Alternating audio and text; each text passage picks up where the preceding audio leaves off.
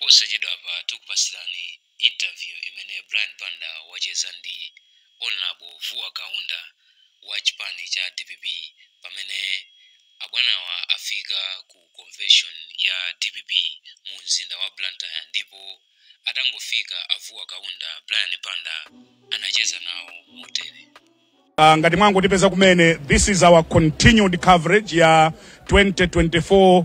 DPP National Convention. Chipani cha Democratic Progressive Party chikhala chikupangitsa msonkhano wake mawa ndipo uthapa Monday. Tili kuno kukomesa ho mu mzinda wa Blantyre. Tangu kuonetserani what it takes to be a delegate. Kathe, break it down for us.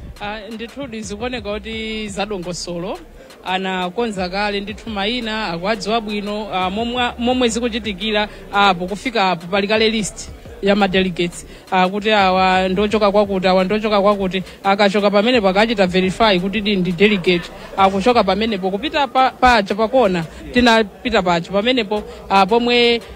ali kale woti atsimikizirika kuti ndi delegate akena kwa kusaka kadi yawo akasaka kadi yawo kuilongedza bwinobwino ndikuayikira ndithu kovekera kuti avale ka DPP ka blue kameneko kuti ava asangoti chingwe kachingwe kake ka blue chifukwa zikuoneka kuti zinthu zomwe zili kuno zosadaonetsetsa kuti zikhale za blue fuka ndimaona ngakhale madzi kuti kodi madzi angofika kumene khangati pali kumwa madzi pano pali kumwa madzi angofika kumene koma aonetsetsa ndithu kuti madzi so a blue botolo lake limenelo alimata ndithu stikaso ya blue ndithu kusonyeza kuti zinthu zawo akufuna zikhale ndithu blue panopa monga kala ya chipani chawo ndi akafika apo delegate ndithu akumusakaso pamene paja kuti ndi delegated kusaka kadi yake ngati ilipo makadi anakonzeratu alipo kena kwambeno kwakonza makadiwo avekere mkachungwe kake ampatse delegate kenako akuti zimenezo zithandizira kuti mawa delegate pasazakhale so mipungwepungwe zizayende msanga azangofika ndithu kulowa pa chipata chimenechi ndikhulupirira kuti pa nthawi imeneyo azakonza nthawi yoti anthu ayambe kuvota mmafunika ngati mukhale ma delegates okhaokha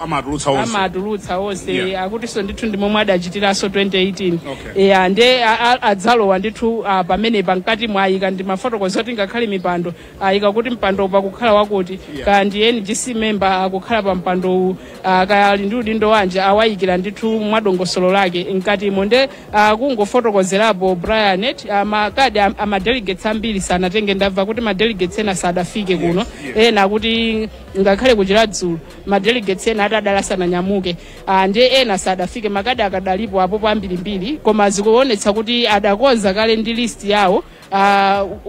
sikudali zoti munthu achite kubwera adakonza kale ndi list yawo ndipo makadiwo wakonza kwangosala kutsiriza ndondomeko kuti munthu amuyikire nkachovekera kake kadiyo amuyikire chingwe chake nkumpatsa chimene taonanso nkuti achinyamata ambiri abwera kudzachita volunteer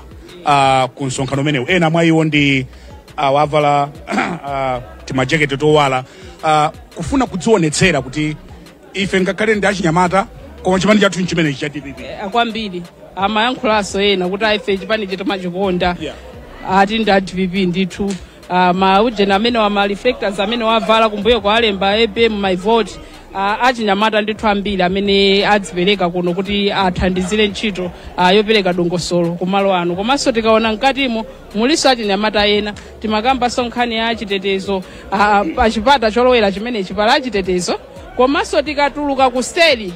kwa chipinda chimenechi kuliso operekaso chitetezo ambiri omwe akhalaso mpaka na palayini pali kolido yotu kumangodutsa chitetezo okhaokha asungati utuluka kupita kunja tibwerere paja polembetsera chifandaona pali ma candidate ena komanso tachita mwayi takumana ndi Vuwa Kawunda. We are live on Times TV and radio. Mene mayankhulira mbuyo mwa anthu amadankha kodi inu ndi DPP ibe makamaka mukakhala pa misonkhano ya president. Ine ndi MP wa DPP. Ndi MP wa DPP. Nasankhidwa pa chipani cha DPP. Akuluakulu kumakumbukiratu kulitu section 65. MP akakhala wenda kuchoka chipani section 65 manena kuti amene siti yake mpando uja amulande ndesi ningapange ine singakhe mnduduka mutu yayi kundiziende ine kwa DPP nasankhidwa pa DPP koma mukakhala pa misonkhano anthu amadankha kuti koma adawa adakali ku DPP adavuwa wa ndilipo ine nganganganga wachibadwiri wachikhalire amene amadankhawa kuti mwina mukhoza lowera ku MCP ku MCP mupita kutali bwana mupita kutali tapita kutali bwana mbuyo mupita kutali chifukwa kawiri konse anthu adakudabwani kuti kodi avuwa akulankhula bwanji apo ndapati iyayi bwana mapita kutali MP kwakauzindikira kumakawanzeru kuli section 65 imene kuti MP akachoka chipani chake wa chipani china UMP ute imene ija ndi whip yokwana kuti funso langa lila kuti muli nawo limodzi anzanuwa kwabasi ndiponso ndine director musaiwale pia kunoko ndine director ndine mwana wobadwa mDPP makazi anga nda blue nakesa bwana nakesa mwazi pamenepo koma anzanu amakudabwa nthawi ine mukamalankhula mpange ndikufunsa kuti ashadiri na malomba tikhala tikulankhula nanu posera musatalikire yes ife ndiofera chipani nakesa mwazi 2012 namangidwa posera pamalata atimangaso mukuona chimwene munalakwa jani mukuoneka kuti munalakwa jani munalakwa jani mukuoneka opalamula malankhulidwaso kumasamala nawo nde usapitirize kafe adavuwa amamva amene akuyankhulira kulankhula ndithu modziguguda pachifuwa komatu akakhala misonkhano ina anthu amadandaula koma kuti ayi ndithu nde koma angadziwe bwino ndakuchipani kuti mwinafunseni ana malomba komanso iwowaso ali ndopikisana nawo Banda ndi Honorable Vuwa Kawunda amene padakali pano afika kale ku convention ya DPP imene ikhale ikuchitikira mu mzinda wa Blantyre kuyambira mawa.